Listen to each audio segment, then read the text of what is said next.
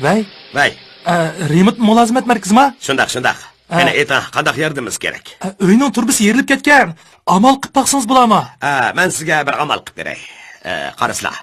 Zarba, gulbargi, yalpuz, aloy, shaqiqa, maqaqalarni aralashtirib qaynatib, ondan uni suzib elib, uni shifoi gul qand bilan aralashtirib yaparsangiz shifo qiladi.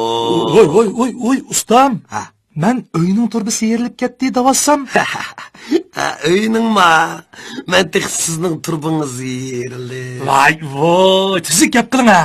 Siz suv turbisi remotisimi yoki teyibmi? Nimanda qilib ba'day?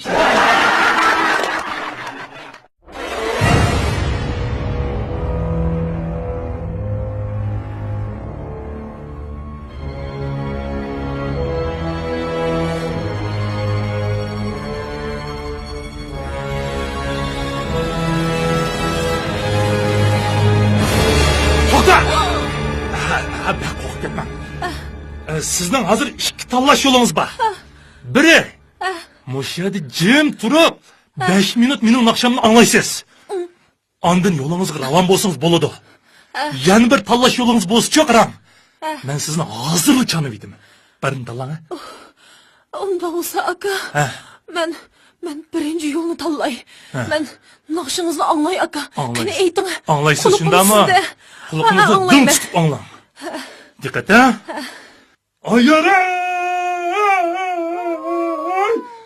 Oyaray canım kitap olsun. Ay muşumun nakşı buldu mu endi? Oyaray derdim. Ay bol toxtana aka toxtana. Toxtan.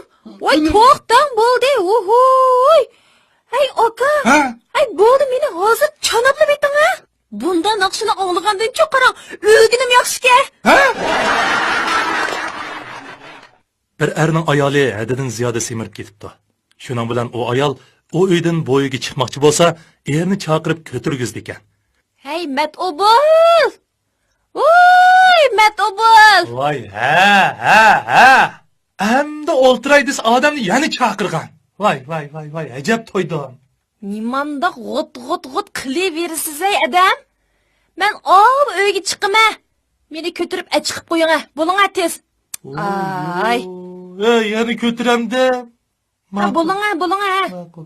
Sayma kılı buldum ko men. Kile.